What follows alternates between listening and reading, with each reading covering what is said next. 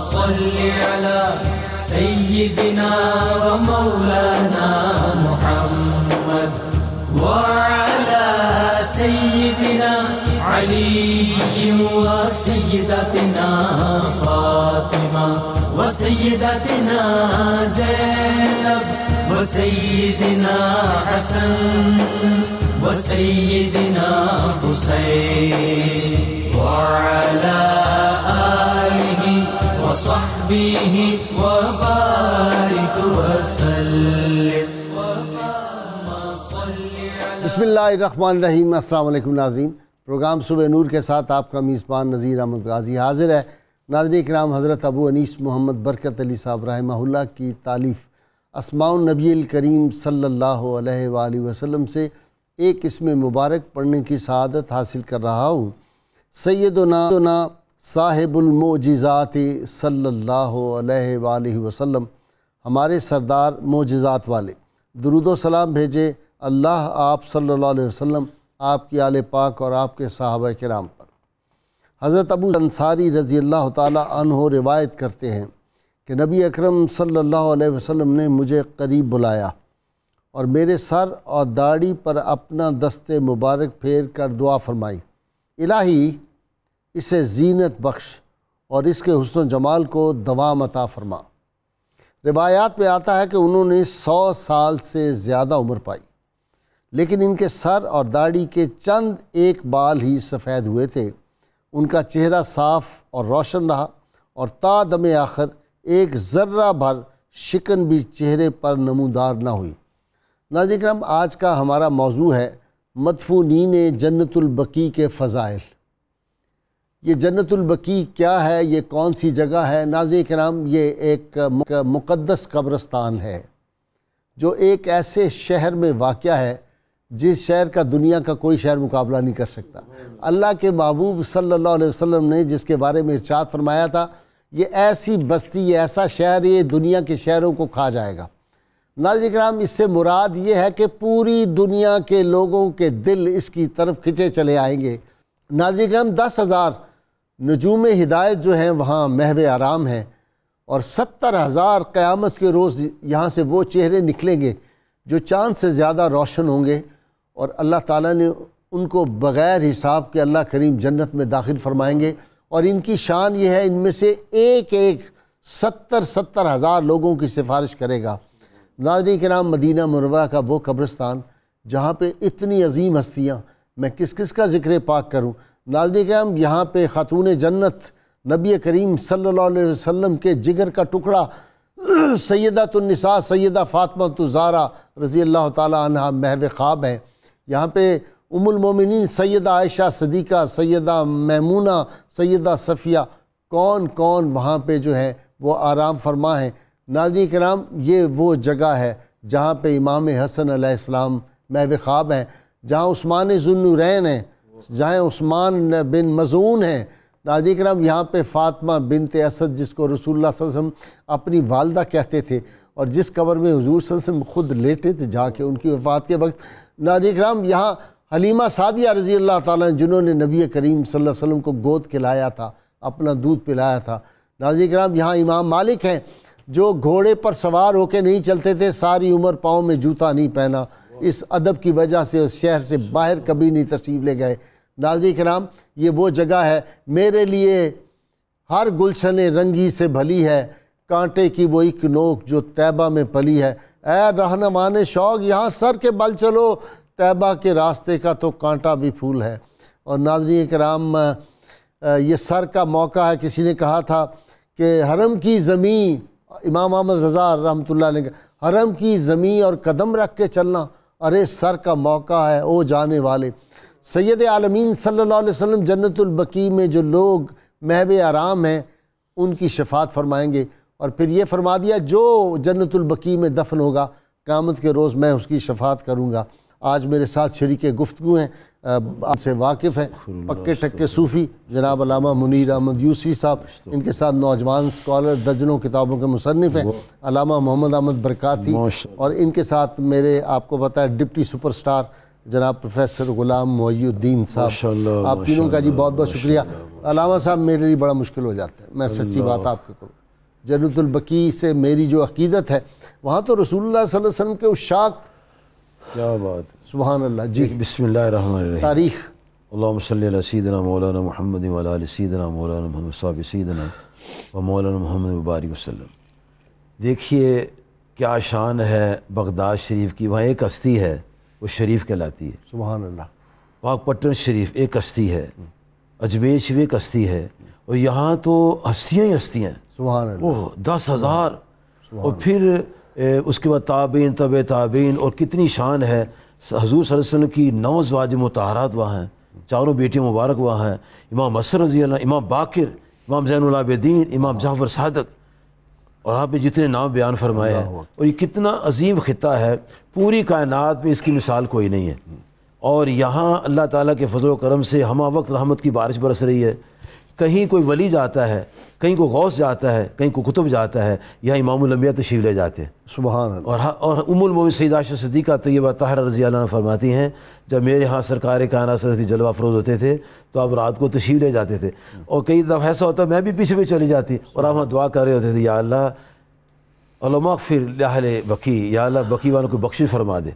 جن کے لیے آپ نے بخشش فرما دی وہ بخشش کی دعا قیامت تک کے لیے، یہ نہیں کہ وہیں لوگوں کے لیے. اس لیے آقا صلی اللہ علیہ وسلم کا جو فرمان ہے جس کو آپ نے بیان فرمایا کہ جو دعا کرتے یا مدینہ شریف میں رہے، اور مدینہ شریف میں بھی ہو اور جنت البقیع میں دفن ہو، کل قیامت کے دن اللہ تعالیٰ اس کی شفاعت فرمائے گا حضور صلی اللہ علیہ وسلم کے صدقے سے. علامہ صاحب ہسٹری، اس کی تاریخ کیا ہے جنت البقیع؟ بسم اللہ الرحمن الرحیم. غرقت بھی کہتے ہیں جی، اس کا نام بقیع الغرقد بھی ہے. یہ اصل میں جس وقت آباد ہوا تو اس وقت مدینہ منورہ کے تھوڑا آؤٹ سائڈ ایریا تھا یہ، ٹھیک، تو اندرون مکانات تھے. تو یہاں پر حضور صلی اللہ تعالی وسلم نے اس جگہ کو جو مختص فرمایا، اور اس میں یہ کمال ہے کہ سب سے اولین جو ہے وہ مسلمان دفن ہونا شروع ہوئے ہیں. اس سے پہلے دائیں بائیں کچھ لوگ جو جگہیں تھی جن پہ اہل یثرب جو تھے اپنے مردے دفن کرتے تھے، لیکن یہاں پر جو سب سے اولین دفن ہونے کا اعزاز جن کو حاصل ہے وہ صاحب بیت العقبتین حضرت اسد بن زرارہ رضی اللہ تعالیٰ عنہ ہیں، جنہوں نے 2 مرتبہ مکہ مکرمہ میں جا کر بیت عقبہ اولیٰ اور بیت عقبہ ثانیہ. یہ انصاری تھے؟ جی انصاری تھے. انصاریوں میں سے پہلے یہ اسد بن زرارہ، اور اس کے بعد مہاجرین میں سے عثمان بن مظعون رضی اللہ. یہ انصار میں سے بھی پہلے اور بحیثیت مجموعی بھی پہلے ہیں حضرت اسد بن زرارہ. اچھا، میں نے پڑھا بعض میں تو لکھا ہے عثمان، وہ مہاجرین میں سے اول ہیں. یہ انصار اور مہاجرین دونوں کو اگر سب کو جمع کریں تو پہلے مدفون. اچھا پہلے، ٹھیک ہے ٹھیک. تو یہاں پر ابھی حضرت عثمان بن مظعون رضی اللہ تعالیٰ عنہ حضور کے جو رضائی بھائی تھے، ان کے حوالے سے منظر جو ہے پہلی تدفین کا بڑا دلچسپ ہے کہ حضور صلی اللہ علیہ وسلم ان کی تدفین کے لیے خود تشریف لے کے گئے اور نشاندہی کی کہ یہاں پہ ہمارے اہل بیت دفن ہوا کریں گے. اللہ. اور دیکھیے کہ جب حضور صلی اللہ علیہ وسلم آپ نے ان کو تدفین فرمائی، مٹی ڈالی جانے لگی تو ان کی زوجہ بھی ساتھ موجود تھی. تو جب مٹی ڈالی جا رہی تھی تو وہ کہنے لگی ہنی اللہ کا یا ابا صاحبہ بالجنہ. ابو صاحب ان کی کنیت تھی، ابو صاحب آپ کو جنت کی مبارک ہو. تو حضور صلی اللہ علیہ وسلم نے ان کی بیوی کو فرمایا تم نے جنتی ہونے کی بشارت کیوں دی ہے؟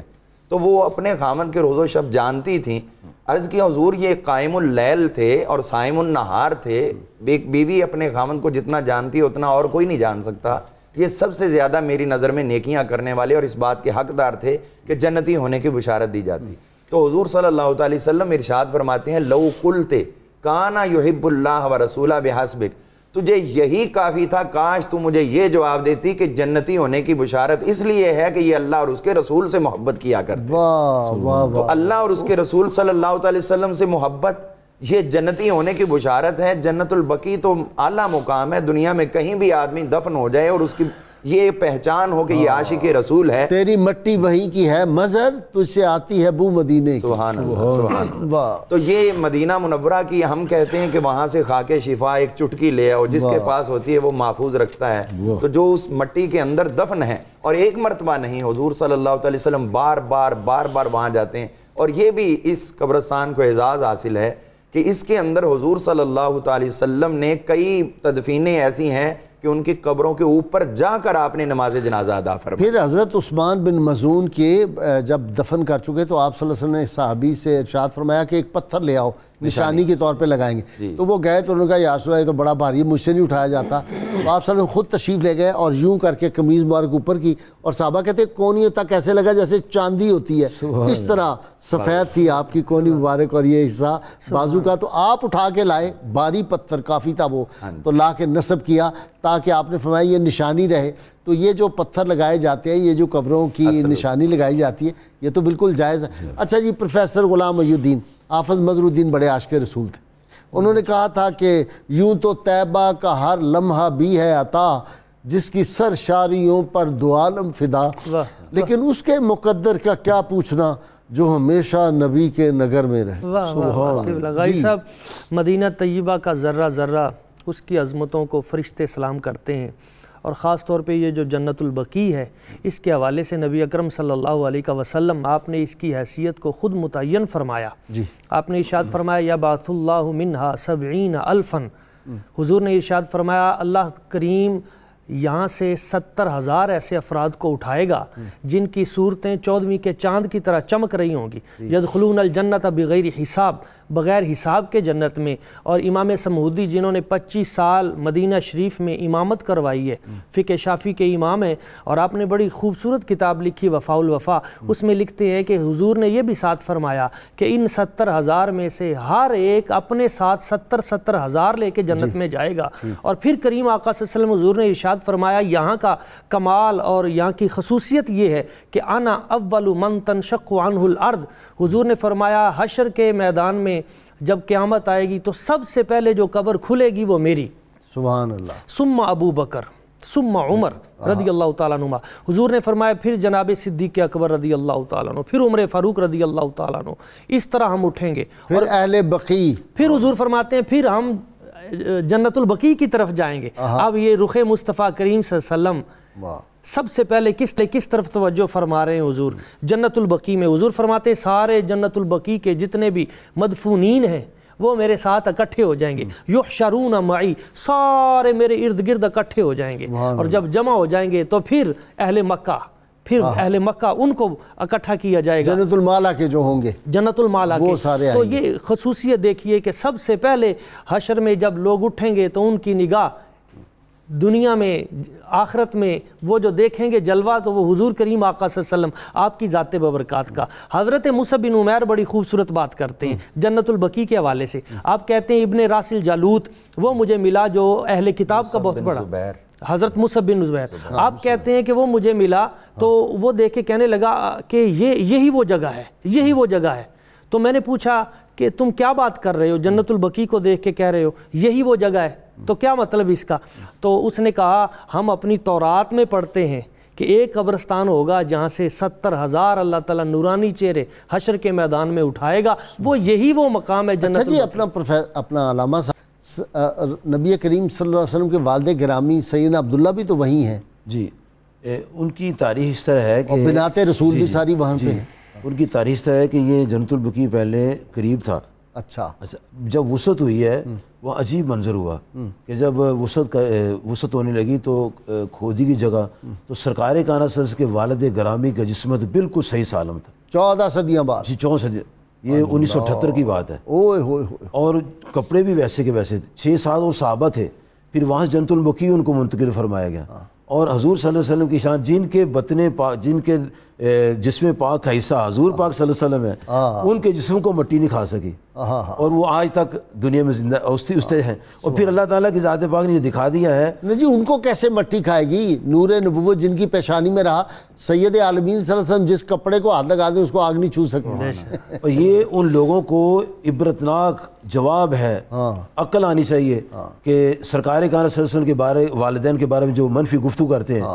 حضرت ابراہیم علیہ السلام نے دعا فرمائی تھی کہ یا اللہ ربنا وابعث فیہم رسول منہم, ان میں سے میری اولاد میں سے, اور آپ کی ساری ذریت پاک ہے, آدم علیہ السلام سے لے کر آخر سب پاک ہے, مومن ہے, اور ان کے جسم پاک, اور ان کے اللہ تعالیٰ کی حفاظت کیسی فرمائی ہے.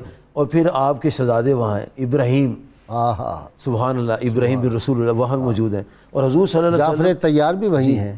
جیسا مفتی صاحب نے فرمایا نا کہ سب سے پہلے حضرت مہاجرین میں سب سے پہلے حضرت عثمان مظعون, اور ان کے بعد دوسرے نمبر پر ابراہیم وہاں دفن ہوئے. اچھا نمبر 2 بالکل ٹھیک ہے. دوسرے نمبر پر آئے ہیں. اور پھر حضور صلی اللہ علیہ وسلم کی صاحبزادی بھی تو 2 ہجری میں ہی جو سیدنا عثمان ذوالنورین کی جی حضرت رقیہ رضی اللہ تعالیٰ عنہ.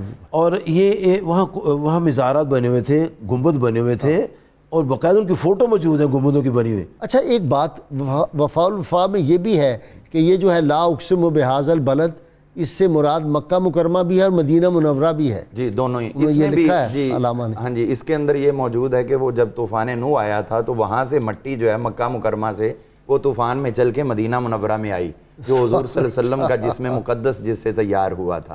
تو وہ مٹی جب اس کے لیے انتخاب اس پاکیزہ جگہ کا ہوا ہے اللہ تعالیٰ کی اس امانت خاص کا, تو پھر وہاں پر جو تدفین ہو جائے تو کیا کہنے.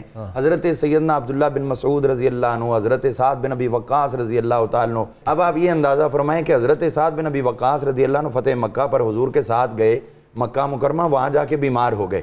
تو حضور صلی اللہ علیہ وسلم تیمارداری کے لیے تشریف لے کے آئے, تو حضرت سعد بن ابی وقاص رضی اللہ تعالیٰ عنہ رو رہے تھے. تو حضور صلی اللہ تعالیٰ علیہ وسلم ارشاد فرماتے, سعد کیا ہوا, ڈر گئے ہو موت سے؟ عرض کی حضور میں اس وجہ سے نہیں رو رہا, بلکہ میں اس وجہ سے رو رہا ہوں کہ مدینہ منورہ کی بجائے مجھے مکہ میں موت آ رہی ہے, میں تو جنت البقیع میں دفن ہونا چاہتا. اللہ. تو حضور صلی اللہ تعالیٰ علیہ وسلم نے اسی وقت ان کے لیے دعائے صحت فرمائی. اور پھر جب ان کا اپنا وصال ہوا ہے تو ایک اقیق وادی جگہ تھی جہاں پہ آپ کا وصال ہوا. آپ نے وصیت فرمائی تھی کہ جنگ بدر والا جبہ مجھے کفن میں دینا اور پھر میرے میت کو کاندھوں پہ اٹھا کر جنت البقیع کے اندر لے کے جانا. واہ جی پروفیسر صاحب, جنت البقیع دیکھیں نا, جو دوش مصطفیٰ صلی اللہ علیہ وسلم پہ کھیلے وہ بھی وہاں آسودہ حال ہے. جی قبلہ غائی صاحب بہت بڑے اسکالر بر صغیر کے سب سے بڑے امام احمد رضا خان, آپ کہتے ہیں عنبر زمیں عبیر ہوا مشک تر غبار, عنبر زمیں عبیر ہوا مشک تر غبار, ادنا سی یہ شناخت تیری راہ گزر کی ہے. تو وہ جو جگہ ہے جنت نظیر جگہ ہے اس دنیا میں, حشر کے میدان میں بھی وہیں پہ جائے گی. نبی اکرم صلی اللہ علیہ وسلم آپ نے ایک بشارت دی ہے. حضور نے ارشاد فرمایا کہ من جاء فی المدینہ, جو بھی مدینہ طیبہ میں آیا, ومات فیہا, یہاں پہ آ کے وہ دنیا سے رخصت ہو گیا, ودفن بالبقیع, اور پھر یہاں پہ وہ دفن کر دیا گیا, کنت لہو شفیعا و شہیدا. حضور نے فرمایا اس کی شفاعت بھی میرے ذمے ہے اور حشر کے میدان میں اس کی گواہی وہ بھی میرے ذمے ہے. تو یہ دونوں چیزیں, یہ خوش قسمتی ہے. ہمارے محدث اعظم مولانا سردار احمد صاحب فیصل آباد سے, آپ وہاں پہ گئے تو حضور کی بارگاہ میں تو روتے رہے. پھر جنت البقیع میں گئے اور انہوں نے اپنے ناخن اتارے اور بال اور ایک مٹی کے نیچے رکھ کے حضور کی بارگاہ میں آ گئے اور عرض کیا, یا رسول اللہ, یا حبیب اللہ, میری موت تو نہ آ سکی, اب واپسی کا سفر ہے, تو آپ کا فرمان ہے کہ جو بھی یہاں پہ دفن ہوگا نا میں اس کی شفاعت کروں گا. تو حضور یہ اتنا سا میرے جسم کا ٹکڑا یہاں پہ موجود ہے, آپ اتنے سے بھی لا بھی لا دیں گے تو میری بگڑی بن جائے گی. جی علامہ گزارش یہ ہے کہ یہ بات لوگوں تک پہنچنی چاہیے کہ یہ جو اوپر گنبد شریف بنتے ہیں یا لوگ اس کو برا سمجھتے ہیں, بات بناتے ہیں, پوری تاریخ اس بات کی گواہ ہے کہ جب نبی صلی اللہ علیہ وسلم کا روضہ مبارک بنا تو وہ مکان کے اندر بنا ہے. جی مکان گرایا نہیں گیا. اس کا مطلب مکان کے اندر قبر کا ہونا یہ شریعت کے خلاف نہیں ہے, شرعاً جائز ہے. اگر ناجائز ہوتا تو صحابہ کرنا پہلے اس مکان کو گراتے. جی درست. اچھا, دوسری بات یہ ہے کہ یہ جو وہاں گنبد بنے تھے ان میں حضرت عباس رضی اللہ جو گنبد شریف بنا ہے اس میں سیدہ فاطمہ رضی اللہ عنہ کا بھی جسمت مبارک ہے, اور 3 جو بیٹیاں آپ کی رقیہ بی بیوں میں کلثوم رضی اللہ عنہ ان کا علیحدہ ہے. حضور صلی اللہ علیہ وسلم کے تمام شہزادے, آپ کی شہزادیاں اور تمام صحابہ کرام اس کی شفاعت کے لیے بھی ہیں. سبحان اللہ سبحان اللہ. یہ کتاب ہے تحصیل الباری شرح بخاری, اس کی 7ویں جلد ہے, صفحہ ہے 559 ہے. اس میں لکھا ہوا ہے کہ دہلی کا گورنر جب مرنے لگا اس نے اپنے رشتہ داروں سے کہا, بچوں سے کہا کہ میری قبر خواجہ نظام الدین اولیاء رحمۃ اللہ کے ساتھ بنانا. اس کے بچوں نے اس کے فوت ہونے کے بعد قبر خواجہ نظام الدین اولیاء رحمۃ اللہ کے ساتھ بنا دی. اور رات کو کیا دیکھتے ہیں کہ خواجہ نظام الدین اولیاء رحمۃ اللہ کھڑے ہیں اور اللہ کی بارگاہ میں دعا کرے, مولا کہ اس نے مجھے تیرا دوست سمجھ کر اپنی قبر میرے ساتھ بنائی ہے, مولا کہ اس کی بخشش فرما دے. تو اللہ پاک نے اس ولی کی برکت سے اس کی بخشش فرما دی. اور جو مسلمان وہاں جا رہے ہیں جنت البقیع میں, ان کا مقام کیا ہوگا؟ وہ تو میں نے کہا ان کی روحیں ہر وقت گنبد خضرا کے نظارے کر رہی. جی علامہ صاحب. جی اس میں یہ ہے کہ جب ہم اس معاملے پہ غور کرتے ہیں گنبدوں کے حوالے سے, تو حضور صلی اللہ علیہ وسلم کے والد محترم حضرت سیدنا عبداللہ رضی اللہ تعالیٰ عنہ، آپ کی تدفین شریف دارالنابغہ میں ہوئی تھی۔ اچھا، تو دارالنابغہ کے اوپر وہاں پر عمارت بھی بنی ہوئی تھی حضور صلی اللہ علیہ وسلم کے دور مقدس میں، اور اگر یہ ناجائز ہوتی تو حضور اس کو گروا دیتے۔ واہ واہ واہ واہ واہ، کیسی تو بات کی آپ کا جسم مقدس جو ہے وہ 14 صدی کے بعد صحیح سلامت ہے۔ علامہ پیر سید عبدالغفور شاہ صاحب آپ بیان فرماتے ہیں کہ میں خود وہاں پہ میں نے زیارت بھی کی، آپ کے قدموں کا بوسہ بھی لیا۔ تو اسی طرح پھر آپ دیکھیں کہ اگر یہ ضروری ہوتا حضور صلی اللہ علیہ وسلم کی تدفین شریف کے بعد حضرت سیدنا ابوبکر صدیق رضی اللہ تعالیٰ عنہ وہاں ہوئے، حضرت ام المومنین ختم کرواتی، حضرت عمر فاروق ہوئے جن کی زبان پہ حق بولتا تھا، انہوں نے اس کو ختم نہیں کروایا، اور پھر سب سے پہلے باقاعدہ بڑی بلڈنگ کی صورت تمام چیزوں کو جو مکانات تھے ان کو شہید کر کے حضرت سیدنا عمر بن عبدالعزیز رضی اللہ تعالیٰ نے یہ شروع کیا ہے، اور آپ نے سن 92 ہجری میں اس کو باقاعدہ ایک گنبد کا روپ دیا، اور اس کے اوپر جو ہے وہ سفید رنگ کا تھا، اس وقت یہ گنبد بیضاء تھا، تو یہ انہوں نے بنوایا۔ اور اس کے بعد پھر بلکہ علامہ قسطلانی رحمۃ اللہ تعالی علیہ جن کو سبھی لوگ مانتے ہیں، انہوں نے تو اپنے وصال سے پہلے اپنا گنبد خود تیار کروایا ہوا تھا۔ اللہ، علامہ قسطلانی نے اپنا مزار خود تیار کروا لیا تھا۔ اب اتنا بڑا شارع حدیث ہو، اتنا بڑا مفکر ہو اور سیرت نگار ہو، اور دنیا آج تک اس کو مانتی ہے، لیکن یہ نہیں دیکھتی کہ ان کا کردار کہ اگر یہ ہے، ان کے پاس گنجائش تھی تو انہوں نے یہ کام کیا ہے، اگر نہ ہوتی تو قطعاً بھی وہ اپنے وصال کے بعد تو اپنے لیے گناہ کمانے کے لیے تیار نہ ہوتے۔ بالکل صحیح۔ تو اس لیے جن لوگوں کی یہ سوچ ہے، ایک بھی روایت پورے ذخیرہ حدیث میں ایک بھی روایت ایسی نہیں ہے، اور میں پورے ببانگ دوہل کہہ رہا ہوں، کہ جس میں حضور صلی اللہ علیہ وسلم کا فرمان عالی شان ہو یا کسی اور کا ہو، کسی کبار صحابہ میں سے تابعین میں سے، کہ قبروں کے اوپر بلڈنگ جو ہے وہ بنانی حرام ہے، ناجائز ہے، ان کو ختم کرو۔ جی پروفیسر صاحب، جو بندہ مومن کی قبر ہے اس کا تو احترام کا حکم ہے۔ نبی کرم صلی اللہ علیہ وسلم حضور بار بار ان کے احترام کا، جنازے کے احترام کا، بلکہ یہاں تک فرما رہے ہیں کسر عظم المیت کا کسر عظم الحی، فرمایا کسی مرنے والے کی ہڈی کو توڑنا بھی اتنا ہی بڑا جرم ہے جیسے کسی زندے کی ہڈی کو توڑنا ہے۔ اور پھر قبلہ غائی صاحب نبی کریم صلی اللہ علیہ وسلم نے حضرت عثمان بن مظعون جن کی بات کی، وہ بڑا جو پتھر لا کے رکھا تو ساتھ ایک جملہ ارشاد فرمایا تھا کہ میں یہ بڑا پتھر اس لیے رکھ رہا ہوں تاکہ ان سے معرفت رہے، لوگوں کو پتہ رہے کہ یہ قبر کن کی ہے، حضرت عثمان بن مظعون کی ہے۔ اب معرفت قبر یہ تو حضور کا فرمان ہے، اور اب آپ دیکھیں کہ قبلہ غائی صاحب وہاں پہ کیا اچھا اگر قبر کا نشان نہیں ہوتا تو سید عالمین صلی اللہ علیہ وسلم ایک سفر میں جب جا رہے تھے تو آپ ابوا شریف حاضر ہوتے ہیں اور اپنی والدہ محترمہ کی قبر سے جا کے لپٹتے ہیں، وہاں باتیں کرتے ہیں، وہاں فاتحہ پڑھتے ہیں، یہ پھر کیسے ہو گیا؟ کیسے ممکن ہے؟ اور میں ایک بات یہاں پہ یہ بھی بتا دوں، سب سے پہلے حضرت عثمان بن مظعون رضی اللہ تعالیٰ عنہ کی قبر مبارکہ وہ پتھر جو حضور نے رکھا تھا وہ کس نے اکھاڑا تھا؟ اس کا نام مروان تھا۔ اس نے وہ پتھر اکھاڑا، وفاء الوفا میں ہے، جذب القلوب میں ہے، وہ اکھاڑا تو صحابہ کرام وہاں پہ کھڑے ہو گئے تابعین، اور انہوں نے کہا یہ تو وہ پتھر ہے جو نبی کریم صلی اللہ علیہ وسلم آپ نے خود اپنے دستے مبارک سے لگایا ہے۔ تو اس نے کہا نہیں، میں ان کی قبر کا یہ جو نشان ہے نا، میں چاہتا ہوں کہ یہ نظر نہ آئے۔ اب یہاں سے وہ فکر سامنے ظاہر ہو رہی ہے، تو انہوں نے پھر اصرار کیا، تو دوبارہ ایک روایت میں ہے کہ اس نے کہا نہیں اب میں نے حکم دے دیا ہے، اب ضرورت نہیں ہے، تو دوسری میں ہے کہ اس نے پھر مجبوراً وہ دوبارہ رکھوا دیا۔ تو پھر یہ وہ سلسلہ تسلسل کے ساتھ آج بھی جاری ہے۔ جی ایک دو باتیں عرض کرنا چاہتا ہوں۔ ضرور، ایک بہنوں کے لیے ہے، ایک عام پبلک کے لیے۔ جی بسم اللہ۔ بہنوں کے لیے یہ ہے کہ حضور صلی اللہ علیہ وسلم کے وصال مبارک کے بعد جب آپ کا مزاج بنے اور اوپر سر رنگ کی بجری ڈالی ہوئی تھی، اچھا، اور آپ کے مزاج کے اندر سر رنگ کی چادر ڈالی گئی، ٹھیک، اچھا، پھر جب ان کے والد گرامی جناب سیدنا ابو صدیق کی قبر مبارک بنی تو پھر بھی نقاب کے بغیر جاتی تھی، اور جب جناب سیدنا فاروق اعظم رضی اللہ عنہ قبر مبارک بنی پھر نقاب کر کے جاتی تھی، فرماتی اب نامحرم آگے مجھے حیا آتا ہے۔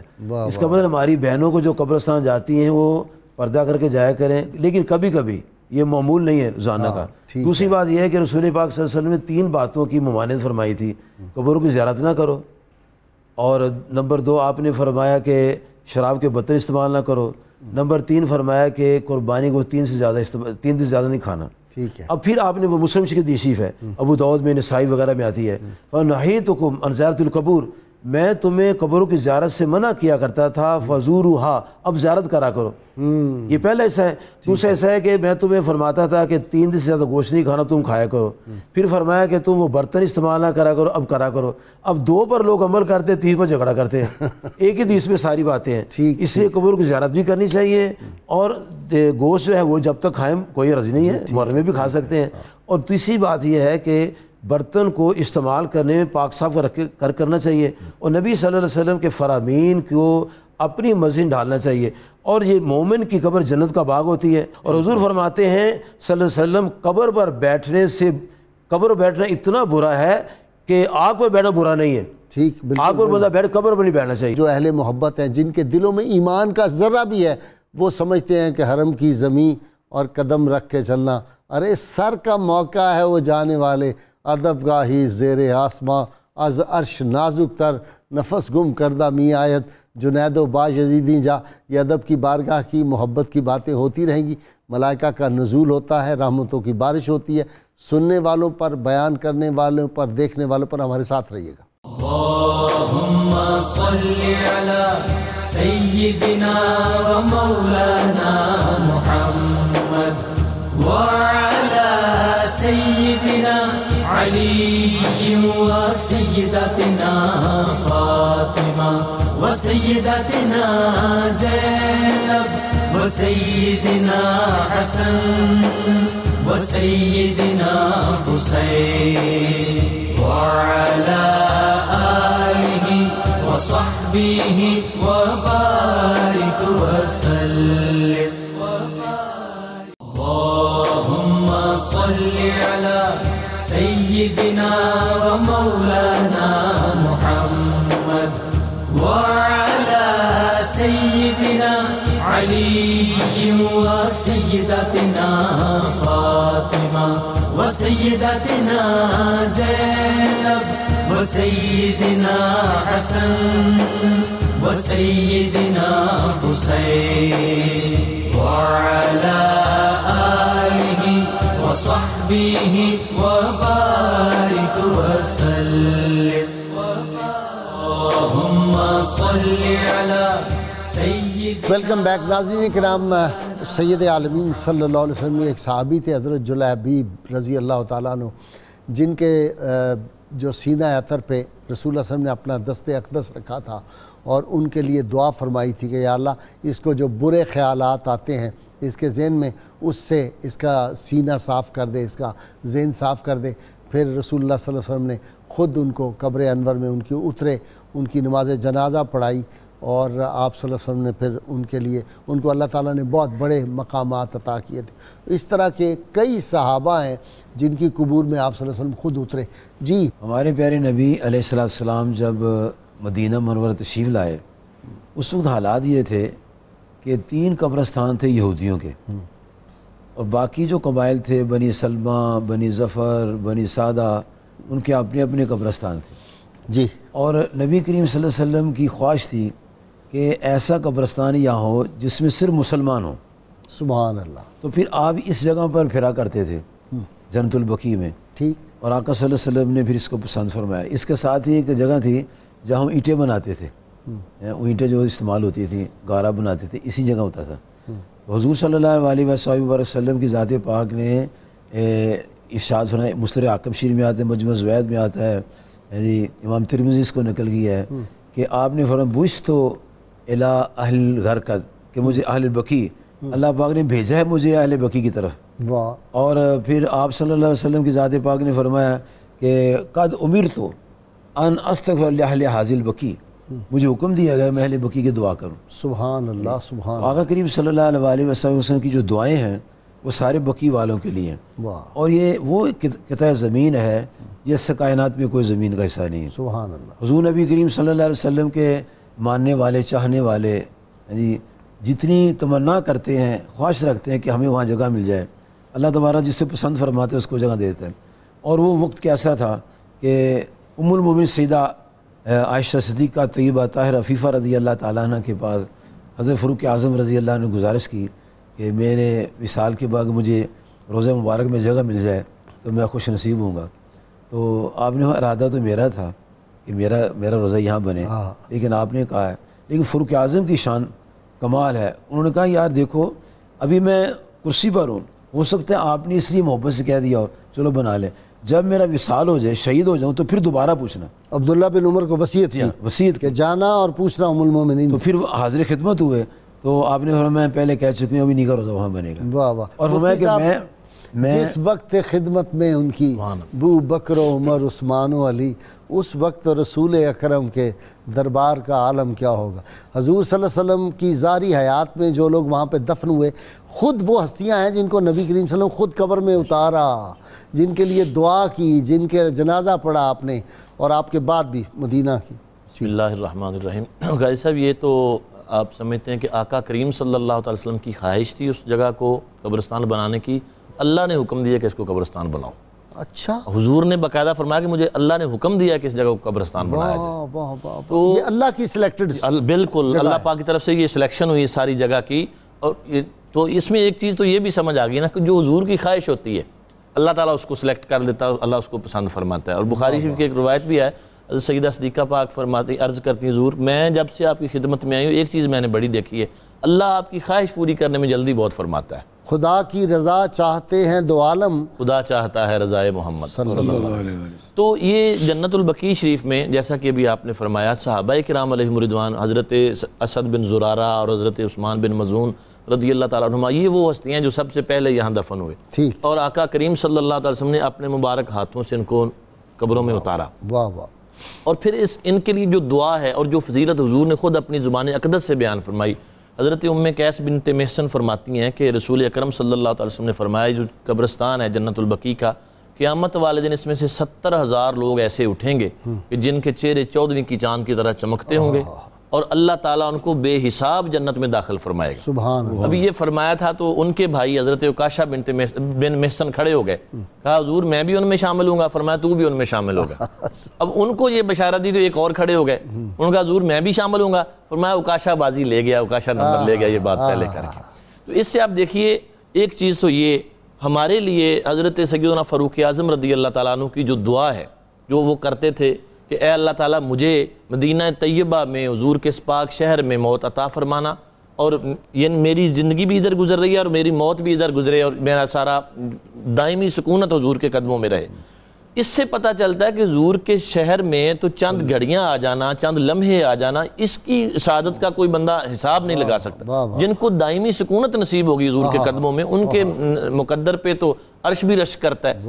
اور پھر آقا کریم صلی اللہ علیہ وسلم نے ارشاد فرمایا ادفنوا موتاکم وسط قوم صالحین، اپنے مردوں کو صالح لوگوں کے ساتھ دفنایا کرو۔ واہ واہ واہ، تو یہ عام جگہوں کا حکم ہے، اور جو بالکل حضور کے قدموں کی طرف ہیں، حضور کے سائے میں آپ نے اشارہ کیا، حضور کی ہمسائیگی میں ہیں، ان کی اس سے بہتر کوئی جگہ اور ہو ہی نہیں سکتی جو اللہ تعالیٰ نے ان کو عطا فرما دی۔ جتنی رحمتوں کا نزول وہاں ہوتا ہے وہ کہاں ہوگا؟ جی علامہ صاحب۔ یقیناً اس مقدس، محترم اور مکرم قبرستان جنت البقیع شریف کے اندر جو مدفونین ہیں وہ کائنات کے اندر رشک ملائک بھی ہیں، رشک انسان بھی ہیں، ہر قسم کی خوبیاں اور خوش بختیاں ان کا ہمیشہ کے لیے مقدر بن گئی۔ سبحان اللہ۔ سرکار دو عالم صلی اللہ علیہ وسلم آپ جس جگہ پہ روضہ مقدسہ کے اندر آرام فرما ہے، لوکیشن ایسی ہے کہ حضور صلی اللہ علیہ وسلم کے قدمین شریفین ادھر ہیں، سبحان اللہ۔ تو ہمیشہ کے لیے آپ کے قدموں کی طرف ان کو جگہ ملی ہے، اور اس سے بڑھ کے اور کیا چاہیے۔ اور یقیناً اس مقدس بقیع شریف کے اندر وہی مدفون ہو سکتے ہیں جن کو محبت مصطفیٰ حاصل ہے۔ اور ایک روایت کے اندر آتا ہے کہ اس کے اندر جو کوئی حضور کی محبت کے بغیر دفن ہوگا اس کو 40 دن کے اندر اندر فرشتے یہاں سے باہر منتقل کر دیں گے، وہ یہاں رہ ہی نہیں سکتا۔ اور پھر جو دور لوگ ہوں گے حضور کے محبین ان کو ادھر منتقل کیا جائے گا۔ تیری مٹی وہی کی ہے مظہر، تجھ سے آتی ہے بو مدینے کی۔ اور پھر ابھی جو بات پہلے حدیث پاک ڈسکس ہوئی جس کے اندر یہ کہا گیا کہ حضرت عکاشہ کھڑے ہو گئے، اب مسند ابی داؤد طیالسی کے اندر، طبرانی کے اندر، المستدرک کے اندر اور دیگر کتب کے اندر یہ موجود ہے کہ وہاں پر یہ لفظ ہے فقام عکاشہ۔ غازی صاحب یہ چیز قابل غور ہے حدیث کے اندر، اور یہ لفظ بعین ہی بخاری شریف میں بھی موجود ہے۔ اچھا، کہ حضور صلی اللہ علیہ وسلم کی اس روایت میں فقام عکاشہ، عکاشہ کھڑے ہوئے، اس کا مطلب ہے کہ بقیع شریف کے اندر صحابہ کی محفل ہو رہی تھی، واہ واہ واہ واہ، بیٹھے ہوئے تھے لوگ، بیٹھے ہوئے تھے، سرکار بیان فرما رہے تھے، اور تبھی انہوں نے فقامہ کا لفظ بول رہے کہ وہ کھڑے ہو گئے، اور انہوں نے پھر عرض کی حضور میں ان میں سے، تو آپ نے فرمایا ہاں تو بھی ان میں سے ہے۔ اور دوسرے کے لیے بھی بخاری میں یہی لفظ ہے کہ فقامہ آخر، دوسرا بندہ کھڑا ہوا، تو اس کا مطلب ہے سب بیٹھے ہوئے تھے تو مقدس قبرستان ہے، اس کے اندر جا کے محفل سجانا تو خود میرے آقا کی سنت بنی۔ واہ سبحان اللہ۔ یہ عکاشہ رضی اللہ تعالیٰ وہی ہے جن کو وہ چھڑی دے دی تھی؟ جی وہی بالکل، وہ جب ان کی تلوار ٹوٹ گئی تھی، نہیں چھڑی عطا فرمائی تھی انہوں نے سرکار کے بدلے اس کا بوسہ بھی وہ بھی لیا تھا۔ اچھا غازی صاحب اس کے اندر مزید ذرا غور فرمائیے کہ یہ وہ لوگ ہیں مقدس ہیں محترم ہیں کہ نبی کریم رؤوف الرحیم صلی اللہ علیہ وسلم نے جو اس کی حد بندی کر دی۔ اور میں وہ روایت ضرور عرض کرنا چاہوں گی جو حضرت سعد بن ابی وقاص رضی اللہ عنہ کی، جب حضور نے مکہ فتح فرمایا تو یہ بیمار پڑ گئے اور اپنے خیمے میں دل کے مریض ہو گئے، ان کو موت کا یقین ہونے لگا۔ تو سرکار کے لیے بندہ بھیجا تشریف لائیں، میرا شاید آخری وقت ہے تشریف آوری ہو جائے۔ سرکار تشریف لائے تو دیکھا رونے لگ گئے حضرت صاحب، تو فرمایا سرکار نے کیا تو موت سے ڈر گیا ہے؟ عرض کی حضور نہیں، لیکن رو اس لیے رہا ہوں کہ مجھے موت یہاں مکے میں آ رہی ہے، میں تو آپ کے شہر میں مرنا چاہتا ہوں، موت مجھے وہاں چاہیے تھی، تو حضور میں اس غم میں رو رہا ہوں کہ مرنے کے لیے جگہ کون سی مل رہی ہے، حالانکہ یہ وہ جگہ ہے جہاں اللہ تعالیٰ کا گھر ہے، تمام مقدس مقامات موجود ہیں، لیکن وہ مدینہ منورہ کی مٹی میں دفن ہونا چاہتے تھے۔ اور پھر یہی ہوا، حضور صلی اللہ علیہ وسلم فوری ہاتھ اٹھائے، اللہم اشفِ لسعد بن ابی وقاص، یا اللہ میرے سعد کو شفا عطا فرما۔ اور ساتھ ہی جو لوگ بیٹھے ہوئے تھے سرکار نے ان سے فرمایا، یہ ہمارے عشق کے لیے سرکار نے ایک رستہ متعین فرما دیا ہے۔ سرکار فرماتے ہیں ان کو جو پاس بیٹھے ہوئے تھے کہ ہم آگے جا رہے ہیں، اگر ان مات سعد فادفنہ واشار الی طریق المدینہ، حضور صلی اللہ علیہ وسلم فرمایا اگر سعد فوت ہو جائے تو مدینے کی طرف جانے والے رستے کی طرف آپ نے اشارہ فرمایا تھا، اگر فوت ہو جائے تو سعد کو مدینے کے رستے میں دفن کر دیں۔ اچھا جی، اپنا علامہ صاحب، امام مالک رحمۃ اللہ علیہ آپ کو پتہ کہ وہ مدینہ منورہ کے کوچے گلی کوچوں کا کتنا احترام کرتے تھے، کبھی سواری پہ نہیں بیٹھے، حالانکہ ان کے پاس اعلیٰ نسل کے گھوڑے تھے، کبھی پاؤں میں جوتا نہیں انہوں نے پہنا۔ تو وہ جب ضروری حاجات کے لیے کبھی جاتے تھے تو مدینہ کی حدود سے باہر جاتے تھے، تو وہاں اپنے شاگرد جو پیچھے ہوتے تھے ان کو کہتے تھے کہ اگر خدا نہ خواستہ مجھے وہاں گئے ہوئے موت آ جائے، جلدی سے کھینچ کے مجھے مدینہ کی حدود کے اندر کر دینا۔ یہ امام مالک فرماتے جی۔ اللہ تعالیٰ جل جلالہ کے محبوب صلی اللہ علیہ وسلم کے ساتھ جو محبتیں ہیں ان لوگوں کے اعمال سے پتہ چلتا ہے جی۔ یہ امام مالک رحمۃ اللہ تعالیٰ علیہ جن کا آپ نے بیان فرمایا، ان کا مزار بھی یہیں بنا ہوا ہے جی، یہی ہے۔ اور یہ سعد بن وقاص کا بھی یہی مزار شریف بنا ہوا ہے۔ 4 اشرا مبشرہ ہیں جن کا مزار اندر بنا ہوا ہے۔ واہ، عبد الرحمن عوف بھی اس کے اندر ہے، سعید بن زید بھی اس کے اندر ہے، سعد بن وقاص بھی اس کے اندر ہے، اور حضرت عثمان بن عفان رضی اللہ عنہ بھی ان کے اندر۔ چاروں کو اللہ پاک نے یہ مقام عطا فرمایا۔ حضور نبی کریم صلی اللہ علیہ وسلم کی ذات پاک کی دعا جو تھی، جو ان کے لیے بخشش کی دعا فرماتے تھے، ام المؤمنین سیدہ عائشہ صدیقہ رضی اللہ فرماتی ہیں کہ ایک رات حضور صلی اللہ علیہ وسلم نکلے تو میں نے بریرہ سے کہا کہ دیکھنا حضور کدھر جا رہے ہیں۔ فرماتی کہ آپ سرکار صلی اللہ علیہ وسلم جنت البقیع چلے گئے اور آپ نے ہاتھ اٹھا کے دعا فرمائی، واہ واہ واہ، اور یہ بتا دیا کہ قبروں کے پاس جا کے ہاتھ اٹھا کے دعا کریں سنت مصطفیٰ صلی اللہ علیہ وسلم، اور آپ نے ان کی بخشش کے لیے، درجات کی بلندی کے لیے دعا فرمائی ہے۔ اور اسی وجہ سے ہر کوئی آدمی جو ہے اس کی خواہش ہوتی تھی کہ میرا مزار بھی وہاں بنے اور میں حضور صلی اللہ علیہ وسلم کی دعا کا مستاق بن جاؤں۔ اور پھر وہ جو خوش نصیب مثلا آپ کی جنہیں والدہ کہتے تھے فاطمہ بن اسد، ان کی قبر کے تشریف لے گئے، اترے قبر میں لیٹے، جی ہاں، دعا کی۔ اور ایک صحابی تھے وہ قرصافہ رضی اللہ تعالیٰ عنہ، تو وہ حضور صلی اللہ علیہ وسلم کے آستان اقدس کے باہر اللہ اللہ کرتے تھے، تو فاروق اعظم رضی اللہ تعالیٰ عنہ کہنا یہ کیا کر رہے کاری کر رہے ہو، اور میں نے دل سے بات کرتے ہیں۔ اچھا جب یہ فوت ہوئے تو آپ سرکار سے ان کی قبر کے اندر خود تشریف لے گئے، اور پھر صحابہ نے گزارش کی کاش آج ہماری میت ہوتی اور حضور ہماری قبر کے تشریف لاتے ہم کتنا فیض یاب ہوتا۔ اللہ واہ، مفتی صاحب آپ کی طرف آ رہا ہوں جی۔ وہ میں حدیث پاک بیان کر رہا تھا تو اس کے ساتھ ہی یعنی نیکوں کے قرب میں جو دفن کرنے کا ہم کہتے ہیں کہ فائدہ کیا ہے، تو یہ تو آقا کریم صلی اللہ علیہ وسلم کے قرب میں ہے۔ رسول کریم صلی اللہ علیہ وسلم نے ارشاد فرمایا کہ جب بھی تم میں کوئی شخص فوت ہو جائے تو اس کو اچھا کفن دو، اس کی وصیت کو نافذ کرو، اور اس کے بعد حضور نے فرمایا کہ باعدوہ عن جار السوء، ایک تو اس کی قبر گہری بناؤ، دوسرا برے پڑوسی سے اس کو دور دفن کرو۔ اچھا، صحابہ کرام علیہم رضوان نے عرض کیا یا رسول اللہ علیہ وسلم اگر اچھے پڑوسی کے پاس اس کو دفن کریں تو کیا اس کو کوئی فائدہ ہوگا؟ تو فرمایا اچھا پڑوسی دنیا میں فائدہ دیتا ہے؟ ہاں جی بالکل دیتا ہے، فرمایا وہاں بھی دے گا۔ واہ واہ، تو اسی وجہ سے یہ صحابہ کرام کے سامنے ساری چیزیں تھیں۔ حضرت عبداللہ بن مسعود رضی اللہ تعالیٰ عنہ نے وصیت کی تھی کہ مجھے حضرت عثمان بن مظعون کے پڑوس میں دفن کیا جائے، علامہ صاحب مجھے یاد ہے آپ صلی اللہ علیہ وسلم یہ بھی تو ارشاد فرمایا کہ میرے جو جو عزیز و اقارب دفن ہوں گے ان کو عثمان بن مظعون کے قریب دفن کیا جائے گا. حضرت ابراہیم آپ کے لگتے جگر ان کو بھی وہیں دفن کیا گیا, آپ کے دیگر مستورات اور افراد خانہ وہ وہاں دفن ہوئے. اور اس کے اندر غازی صاحب جو میں ایک حدیث پاک مکمل کر رہا تھا حضرت سعد بن ابی وقاص رضی اللہ عنہ کے حوالے سے, تو آپ کو جو سرکار کی دعا پہنچی شفا یاب ہو گئے, اس کے بعد آپ نے ایک لمبا وقت گزارا اور اس میں پھر آپ نے یہ کیا کہ آپ نے خود اپنی حیات میں اسی جگہ پر ایک قبر اپنی کھدوائی اور اس کے اندر 2 لمبی لمبی میخیں بھی گاڑ دیں, فرمایا جب بھی میں فوت ہوں گا مجھے جنت البقیع میں یہاں دفن کیا جائے. اور پھر یہ 2 صحابہ اکرام حضرت سعد بن ابی وقاص رضی اللہ عنہ اور حضرت سعید بن زید رضی اللہ عنہ, دونوں عشرہ مبشرہ میں یہ مقام عقیق پر فوت ہوئے.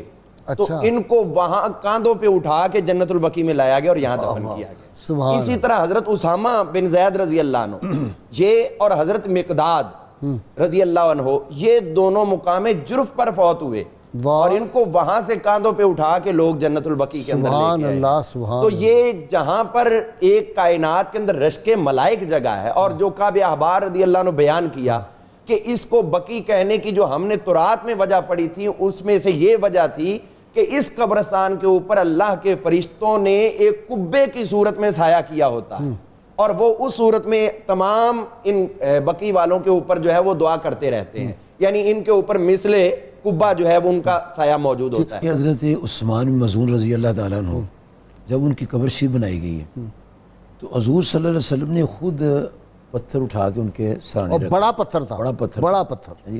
اس کا مطلب جو بڑا پتھر ہے اس کو حجم کے حساب سے دیکھنا پڑے گا. اچھا, اور پھر یہ ہے کہ حضور صلی اللہ علیہ وسلم کی ذات پاک نے قبریں بنانے کو حکم دیا, گرانے کو حکم نہیں دیا. اگر مومن کی قبر گرائی دی تو بنانے کا فائدہ کیا؟ صحیح بات ہے, پتہ کیسے چلے گا ہم کہاں جا کے فاتحہ پڑھیں گے؟ حضور صلی اللہ علیہ وسلم ماں باپ کی قبر پہ حکم ہے کہ جمعے کے روز جو جائے گا اور فاتحہ پڑھے گا. مشکوٰۃ شریف کی حدیث ہے, تو اللہ تعالیٰ اس کو اس وقت تک مومن نہیں, اس موت نہیں دے گا جب تک اس کا نام ابرار کی فہرست میں شامل نہیں کرے گا. تو جب ماں باپ کی قبر ہی نہیں پتہ ہوگی تو جائے گا کہاں؟ دیکھیں پلازا کسے کہتے ہیں؟ بڑی سی بلڈنگ پلازا کہتے ہیں جی. کوٹھی کسے کہتے ہیں؟ اس کا ایک حلیہ ہوتا ہے. تو قبرستان کسے کہتے ہیں؟ جہاں قبریں ہوں گی اس کو نشان کو اس کا سائز ہوگا, وہ اونٹ کی کوہان کی طرح قبر بناتے تھے. اور جب نبی صلی اللہ علیہ وسلم کی روضہ مبارک بنا قبرشی بنی ہے تو ابو داؤد شریف میں حدیث ہے کہ آپ کی قبرشی بنا کے اوپر 100 رنگ کی بجری ڈالی گئی ہے. اچھا ہاں جی, اور اس کو اونچا کر کے بنایا گیا ہے. اور وہ جو آدمی آیا تھا بعد میں اسے سائڈ سے مٹی لے کے اپنے سر پر ڈالی تھی کہ یا رسول اللہ صلی اللہ علیہ وسلم میں اپنی جان پر ظلم کیا ہے تو آپ میرے لیے مہربانی کرنے سے بخشی مانگ دی. تو حضور کے روضہ پاک سے آواز آئی تھی. تو ایک نشان ہوگا تو وہاں آدمی جائے گا نا. ٹھیک, بالکل. اور پھر یہ دیکھیں کہ قبرستان میں جب اب جاتے ہیں تو کہتے ہیں السلام علیکم یا اہل القبور. حضور پاک خود فرمایا السلام علیکم یا اہل بقیع. اچھا, اب لیکن جس کی قبر موجود ہے, نام اس کا یاد ہے, قبر بھی نشان بھی موجود ہے, اس کو ایسے کر کے نہیں سلام کریں گے, اس کو نام لے کے سلام کریں گے. جیسے داتا صاحب جاتے ہیں السلام داتا صاحب, والد میں جائیں السلام یا ابھی کہیں گے. اب ان جو سارا کچھ وہاں خرابی کر دی گئی ہے اس وجہ سے امتیاز ختم ہو گیا, تقدس ختم ہو گیا, تقدس پامال ہو گیا. اور پھر حدیث میں آتا ہے کہ مومن کی قبر جنت کا باغ ہے, اور وہ جنت کا گھر ہے, مکان ہے باقاعدہ, اندر اوڑھنے بچھونے جنت کے ہیں. تو کسی کا مکان کرانا شرافت ہے یہ. جی اس بارے میں سب سے پہلی بات تو یہ ہے کہ جہاں خود سرکار دو عالم صلی اللہ علیہ وسلم کی تدفین شریف ہوئی روضہ مقدسہ کے اندر, تو یہ پہلے حجرہ تھا. ٹھیک. اب جب سرکار کی تدفین شریف ہوئی ہے اس وقت صحابہ اکرام ہزاروں کی تعداد میں موجود تھے, لاکھ کے قریب تو کم از کم یہ جی کوئی شک نہیں. اب سوال یہ ہے کہ کیا جو آپ کے قبر انور کے اوپر بلڈنگ تھی کیا صحابہ نے وہ گرائی؟ واہ, اگر وہ قائم رہی اور دور صدیقی میں بھی رہی, دور فاروقی میں بھی رہی, اور آخر تک وہ قائم رہی, تو اس کا مطلب ہے کہ کسی قبر انور کے اوپر کوئی مزار یا عمارت ہے اس کو گرانا اسلام کے اندر کہیں بھی تصور نہیں ہے. ایک بھی ضعیف سے ضعیف روایت بھی نہیں ہے کہ اوپر مزار بناؤ تو اس کو گرا دو. اس میں آپ یہ غور فرمائیں کہ یہ بنایا کیوں؟ سرکار دو عالم صلی اللہ علیہ وسلم سفر میں جہاں تشریف لے کے جاتے تھے تو وہاں پر آپ کے لیے جو خیمہ لگایا جاتا تھا وہ گنبد کی طرح ہوتا تھا, اچھا یہ آپ کے لیے اسپیشل ہوتا تھا سب سے ہٹ کے. صحابہ عزتاً تقریباً یہ اہتمام کرتے تھے تاکہ آپ ممتاز نظر آئیں. اور حضرت عمر بن عبدالعزیز نے یہی چیز اختیار کی کہ سرکار دو عالم علیہ السلام آپ کی تربت اطہر سب سے ممتاز نظر آئے. پھر آپ یہ دیکھیے کیا بخاری شریف کے اندر یہ روایت موجود نہیں ہے کہ حضرت امام حسن بن علی، حضرت مولا علی کے پوتے، حضرت امام حسن کے لخت جگر، ان کی زوجہ نے مسلسل 1 سال تک ان کی قبر انور کے اوپر خیمہ لگا کے رکھا. اچھا. اور خیمہ کیوں لگایا؟ اپنے لیے تو نہیں لگایا تھا، لوگ آتے تھے وہاں پہ پڑھائی کرتے تھے. پھر آپ دیکھیے حضرت ابو سعید خدری رضی اللہ عنہ صحابی رسول اسی جنت البقیع شریف میں دفن ہے، ان کی قبر انور کے اوپر بھی خیمہ لگایا گیا. یہ تمام چیزیں ہمیں اس طرف لے کے جاتی ہیں کہ مزارات جو ہیں یہ بذات خود اس صاحب مزار کے لیے ہم نہیں کہتے کہ عزت کا باعث ہے، لیکن جو لوگ آتے ہیں ان کے دلوں میں ان کی عزت بڑھانے کا سبب ضرور بن. 10 سال تک تو میرے آقا کریم علیہ السلام مسلسل جاتے رہے ہیں شہدائے احد کے مزارات پر. اور پھر فرمایا وہ جواب دیں گے قیامت تک، جو ان کو جا کے سلام کرے گا بالکل شہدائے احد، اس کا جواب دیں گے قیامت تک. اور تو جواب کیسے دیں گے جب وہ ختم کر دیا، پتہ ہی نہیں کون کہاں پہ ہے، تو کس کو سلام بلائیں گے کس طرح. تو ان کا مسلسل 10 سال جانا. اور مصنف عبدالرزاق کے اندر امام بخاری کے دادا استاد نے جو روایت دی ہے کہ حضرت ابوبکر صدیق، عمر فاروق، حضرت عثمان غنی رضی اللہ تعالیٰ عنہم باقاعدہ سرکاری طور پر اپنے دور حکومت میں ان دنوں میں جب سرکار جاتے تھے راس الحول، آپ ابتدائی محرم شریف میں شہدائے احد کے مزارات ان پہ حاضری دیتے تھے. غازی صاحب اگر ان قبور کے وجود موجود تھے تو پھر جاتے تھے. سیدہ فاطمہ سلام اللہ علیہ ہر جمعے کو حاضری دیتی تھی. اور امام غزالی نے لکھا ہے کہ جو اہل مدینہ ان کے لیے مستحب عمل ہے کہ پہلے سب سے سرکار دو عالم علیہ السلام کے حاضری دیں اور اس کے بعد جنت البقیع میں حاضری دیں، اور یہ ہر روز معمول کریں. یہ انہوں نے استحبابی مسئلہ لکھا. اچھا جی. اسی طرح ہم اگر دیکھتے ہیں نبی پاک علیہ السلام کے جو فتوح الشام کے اندر امام واقدی نے بیان کیا ہے کہ جو حضرت خالد بن ولید رضی اللہ عنہ اور دیگر جرنیل جتنے بھی تھے وہ جب بھی کسی قاصد کو بھیجا کرتے تھے مدینہ منورہ کی طرف، تو اس وقت اس کو یہ کہتے تھے کہ سب سے پہلے حضور علیہ السلام کے مزار پر انوار پہ جانا اور ہمارا سلام عرض کرنا. کہ موسیٰ امرسری آپ نے سنا رحمت اللہ علیہ. کیا بات ہے. ہائے ہائے ہائے. ایک دن ہمارے بزرگ بابا نگینہ صاحب ان کے پاس تشریف لائے، کہنے بابا 2 سوال ہیں میرے. ایک تو یہ ہے کہ یہ بزرگوں کے مزارات کیوں بنتے ہیں، دوسرے یہ ہے کہ کیا مزار بنانا چاہیے کہ نہیں بنانا چاہیے. 2 سوال، بڑا سادہ سا جواب دیا انہوں نے. آپ فرمانے لگے اگر مزار کے اوپر عمارت ناجائز ہوتی تو سب سے پہلے سرکار دو عالم سے حجرہ مبارک گرایا جاتا، پھر مزار بنایا جاتا. ایک. نمبر 2 فرمایا کہ جب بزرگوں کے مزار پر جاتے ہیں کیفیت اور ہوتی ہے، قبرستان جاتے ہیں کیفیت اور ہوتی ہے. جو قبرستان جاؤ تو موت یاد آتی ہے، اور جب بزرگوں کے مزار پر جاؤ تو زندگی گزارنے طریقہ یاد آتا ہے. یہ زندگی گزاری ہے، کیا شان ان کی ہے. اور اس ایسی شان والی زندگی گزارنے والوں کے مقامات بنتے ہیں، اور اللہ تعالیٰ کی ذات پاک نے یہ محفوظ رکھے ہوئے ہیں. اعلیٰ حضرت نے جی ایک بزرگ کا واقعہ لکھا ہے ملفوظہ شریف میں. وہ فرماتے ہیں کہ کوئی بندہ تھا، اس کی قبر کھل گئی تو وہ حاضر ہوئے، ان کا دیکھا تو اس کی جو نتنے تھے وہاں گلاب کے پھول رکھے ہوئے تھے قبر کے اندر، اور ٹہنیاں تھی گلاب کی. انہوں نے اس جگہ سے ان کو اٹھا کے کسی اور جگہ پہ دفن کر دیا. پھر قبر کھلی تو دیکھا کہ 2 سانپ وہاں بیٹھے ہوئے ہیں. وہ بزرگ کے پاس گیا کہ یہ کیا معاملہ ہے، وہاں تھا تو پھول تھے، یہاں ہے تو سانپ ہے. اس نے کہا کہ وہاں اس کا جو پڑوسی تھا وہ اللہ کا ولی تھا، اس کے قرب کی یہ تھے سانپ ہی، لیکن وہ اللہ کے ولی کے قرب کی وجہ سے وہ پھول بن جاتے تھے وہاں. تو یہ ابھی بابا جی نے جو بات کی یہ حقیقت ہے کہ جو نبی پاک صلی اللہ علیہ وسلم نے جب خود فرمایا کہ برے ہمسائے کی تکلیف پہنچتی ہے میت کو اور اچھے ہمسائے کا فائدہ ہوتا ہے. تو جن کی ہمسائیگی سرکار کے ساتھ ہے میں کہتا ہوں ان سے خوش نصیب بندہ ہی کوئی نہیں ہو سکتا. ابھی آپ نے یہ بات فرمائی ہے کہ سب سے پہلے قیامت کے دن رسول پاک صلی اللہ علیہ وسلم کے روضہ مبارک سے تشریف لائیں گے، اس کے ساتھ ابوبکر صدیق اور فاروق اعظم تشریف لائیں گے، اور جب وہ جنت البقیع سے نکل رہے ہوں گے پتہ لگا یہ ان کی قبریں ہیں. فرشتے اس کو گواہ ہو گئے کہ یہ فلاں سے فلاں نکلا، فلاں سے فلاں نکلا. ہو سکتا ہم بھی اس وقت موجود ہو، ہم جب جائیں گے دیکھیں یہ فلاں کی قبر ہے. ان کا فیض جو ہے نا جی، وہ فتح الباری کے اندر علامہ ابن حجر اسقلانی رحمۃ اللہ علیہ نے وضاحت کی ہے کہ جو سرکار دو عالم صلی اللہ علیہ وسلم نے فرمایا تھا کہ جنت البقیع سے 70,000 لوگ جو ہے وہ نکلیں گے کہ ان کے چہرے 14ویں کے چاند کی طرح چمکتے ہوں گے. تو وہ آگے لکھتے ہیں کہ پھر سرکار نے یہ فرمایا تھا کہ ان میں سے ہر ایک بندے کے بدلے 70,000 لوگوں کی بغیر حساب کے مغفرت ہوگی. اب غازی صاحب سوچنے کا یہ مقام ہے کہ جب میرے آقا فرما رہے تھے تو اس وقت جنت البقیع کے اندر لوگ دفن ہی کتنے تھے؟ بالکل ٹھیک ہے. بالکل قلیل مقدار تھی، لیکن حضور نے تو 70,000 پہلے کاؤنٹنگ دے دی، اور اس کے بعد پھر باقی 70,000 ایک ایک کے بدلے میں. تو اس کا مطلب ہے کہ جنت البقیع کے مدفونین کا فیض پوری دنیا کے مسلمانوں میں تقسیم ہوگا، سبحان اللہ، اور ان میں سے ہر ایک کے بدلے میں 70,000 کی مغفرت ہوگی. اور حضرت عبداللہ بن جعفر رضی اللہ عنہ زندگی میں کتنے سخی تھے، مال و دولت نثار کیا کرتے تھے، زینب کے شوہر سیدہ اونو محمد کے والد محترم. اب علامہ سمہودی نے وفاء الوفا میں ایک حدیث بیان کی اور پھر ایک سوال کا جواب بھی لکھا. انہوں نے یہ روایت بیان فرمائی کہ لوگوں کا معمول رہا ہے کہ جس نے بھی اپنی حاجات کی دعا کرنی ہو، وہ جنت البقیع میں آ کر حضرت عبداللہ رضی اللہ عنہ بن جعفر ان کی قبر انور کے پاس آئے، حاجت کی دعا کرے تو اللہ تعالیٰ فوراً قبول کر لیتا ہے.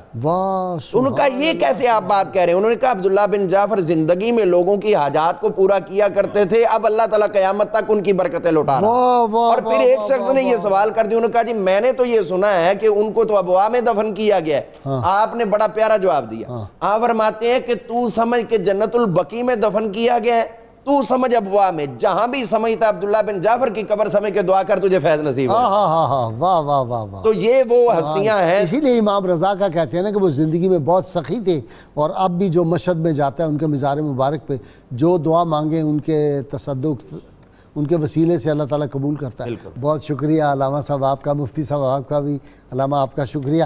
ناظرین کرام، کتاب الشفا سے نسخے کا وقت ہو گیا.